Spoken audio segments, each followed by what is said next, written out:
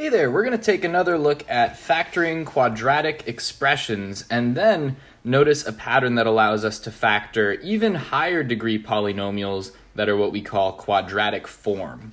So quadratic refers to squared. That word is like quad, a quadrilateral, a four-sided shape like a square. And we've seen before that to factor a quadratic trinomial,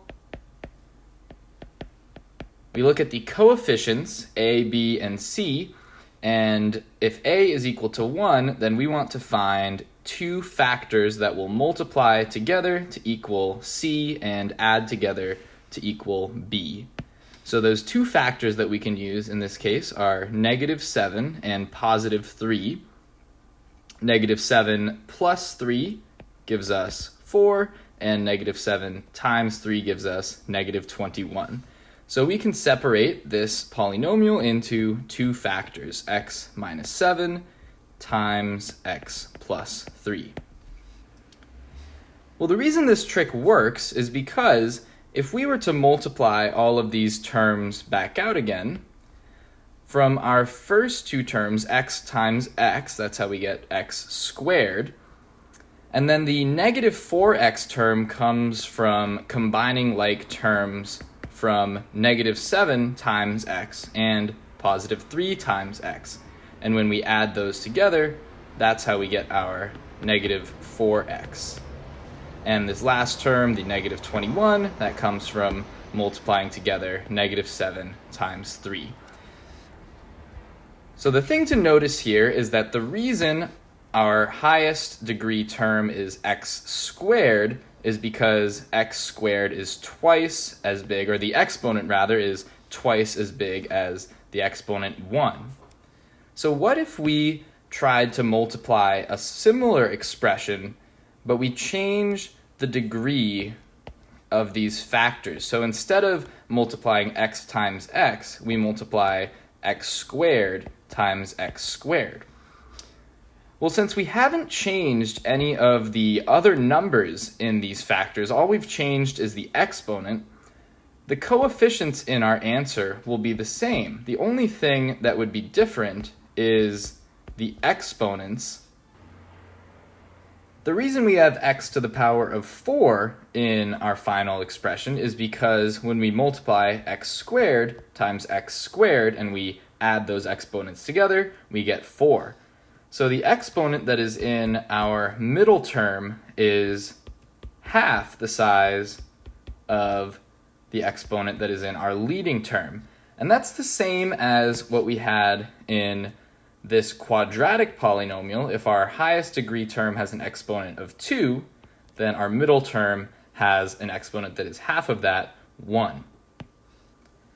Let's look at one more example so that we can see this pattern with an even higher degree polynomial. So what if we multiply these same factors together, but we change the degree of those terms to be x to the power of 3?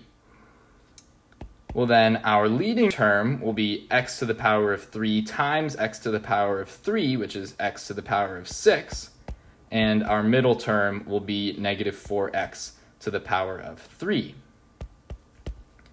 So we see the same pattern here, that our middle exponent is half of the exponent in our highest degree term. So these expressions on the bottom here, these are not quadratics because the highest degree term is not x squared, but they're like quadratics, so we say that they are quadratic form.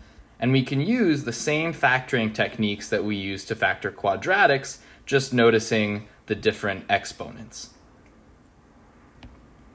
So let's do two more examples factoring expressions that are in quadratic form, but with higher exponents. We'll start with this polynomial on the top left.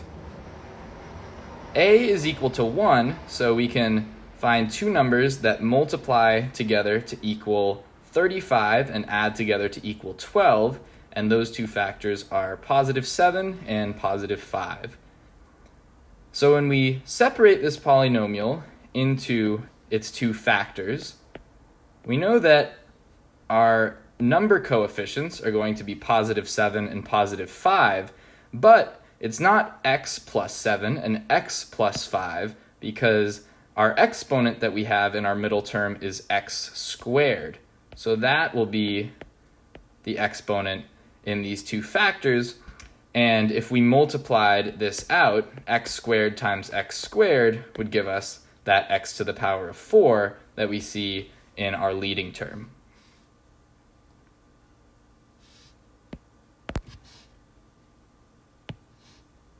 Now let's factor the expression on the top right.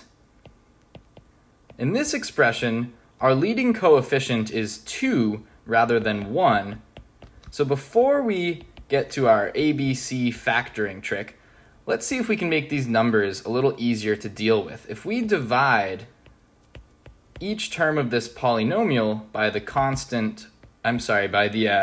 factor, the greatest common factor, 2, we're going to factor that 2 out, dividing each of those terms by 2, and we're just left with x to the power of 10 minus 7x to the power of 5 minus 18. Now we can continue with the rest of our factoring with a equal to 1, so we're trying to find two factors that will multiply together to equal negative 18, add together to equal negative 7, and those factors are negative 9 and positive 2. So when we split up the terms that are inside of our parentheses, we know that the numbers in these expressions will be negative 9 and positive 2, and the variables should have an exponent of x to the power of 5.